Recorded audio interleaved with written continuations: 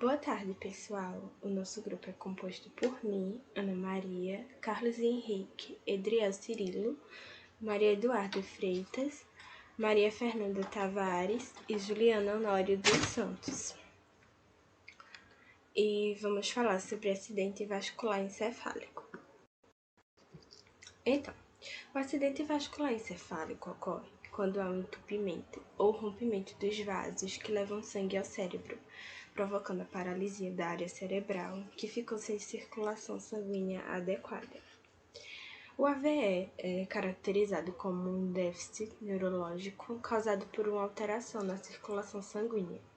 Dependendo da área afetada e sua extensão, podem ocorrer problemas cognitivos e sensoriomotor. O AVE decorre de uma restrição sanguínea ou ruptura de algum vaso sanguíneo, levando a uma isquemia ou extravasamento de sangue na área cerebral.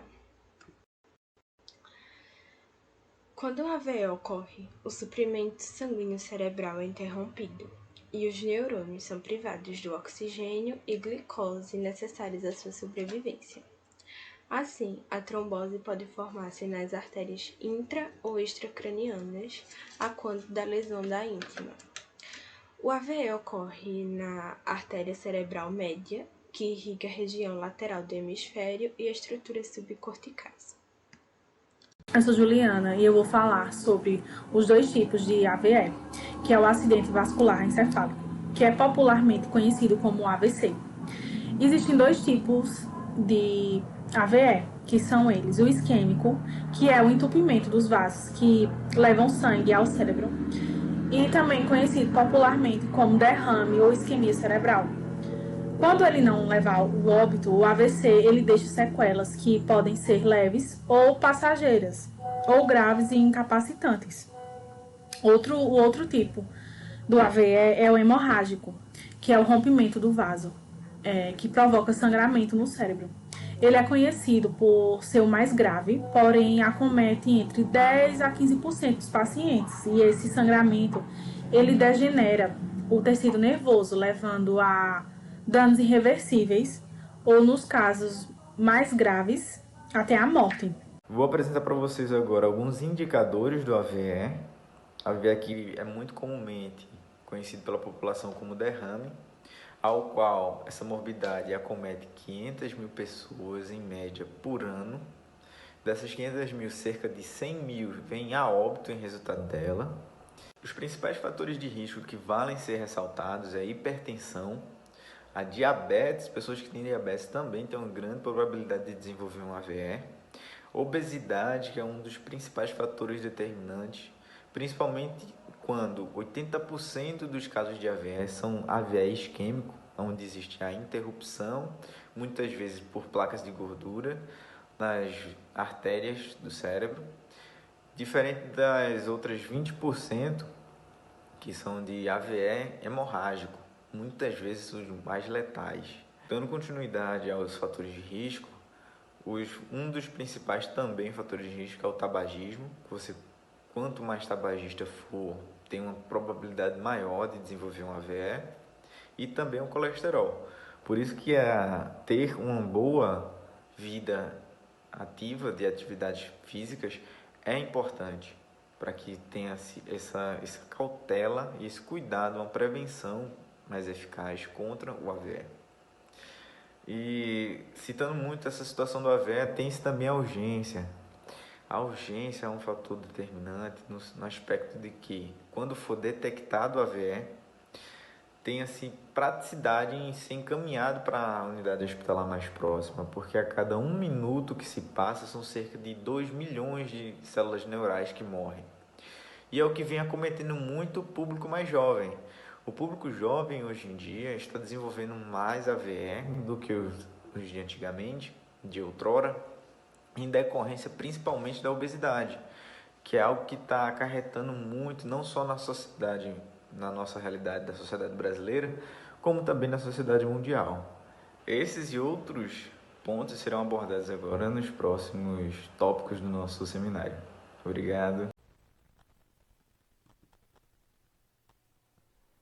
Sintomas. Seja o AVE isquêmico ou hemorrágico, ele se caracteriza pelo aparecimento súbito do déficit neurológico, que varia conforme a área atingida. Quanto mais rápido for identificado e tratado, maiores serão as chances de recuperação do indivíduo. Os sintomas, eles se caracterizam da seguinte forma: formigamento, diminuição ou perda súbita da força na face, braço ou perna de um lado do corpo, perda súbita de visão no olho ou nos dois olhos, alteração aguda da fala, apresentando dificuldade para articular as palavras, dor de cabeça súbita e intensa, sem causa aparente, e alteração do equilíbrio, vertigem súbita e intensa, tontura que leva a náuseas ou vômito e alteração no andar. Como identificar? Bem, existem 3 formas para se identificar se uma pessoa está tendo um AVE. O primeiro deles é você pedir para que a pessoa dê um sorriso. Se o sorriso ele sair torto, provavelmente pode ser um sinal de alerta para um AVE. O segundo passo é você pedir para que a pessoa levante os 2 braços. Se ela conseguir levantar apenas um ou levantar os 2, mas logo em seguida um deles cair, um sinal de alerta também tem que ser levantado quanto a um AVE. O terceiro passo é você pronunciar uma frase e pedir para que a pessoa repita. Se ela não compreender ou tentar falar, mas não conseguir, também pode ser um sinal de AVE. Por isso, é importante estar sempre atento aos sinais de ocorrência de um AVE e, diante deles, buscar sempre o mais rápido possível o atendimento médico. Eu vou falar sobre algumas formas de prevenir o acidente vascular encefálico e a gente dá início a essas formas de prevenção com a indicação de que as pessoas façam sempre exercícios físicos, atividades físicas e mantenham uma dieta saudável para suprir as necessidades do corpo e manter um peso adequado para que nenhuma taxa se eleve ou diminua exageradamente. Então é muito importante esses 3 pontos. É necessário também que façam sempre exames de rotina para acompanhar a saúde do seu corpo, como tudo está funcionando, se está tudo certo. Então, pelo menos de 6 em 6 meses, procurar um acompanhamento médico. É importante também estar sempre ligado às taxas de colesterol e glicemia, estar sempre atento aos níveis que essas taxas alcançam e fazer exames rotineiros de sangue. Evitar o consumo de álcool, principalmente de forma exacerbada, e evitar o consumo do tabaco, do cigarro. Um dos fatores que determinam as consequências do AVE é o seu início e o socorro. O ideal é que esse socorro seja feito em até 3 horas. O tratamento do acidente vascular encefálico ele é feito de acordo com cada paciente individual. O acidente vascular encefálico isquêmico é feita a desobstrução dos vasos cerebrais que foram afetados. É importante a gente saber que quanto maior for o tempo de desobstrução, maiores são as chances do paciente desenvolver sequelas. O acidente vascular encefálico hemorrágico é feita a cirurgia de contenção da hemorragia cerebral.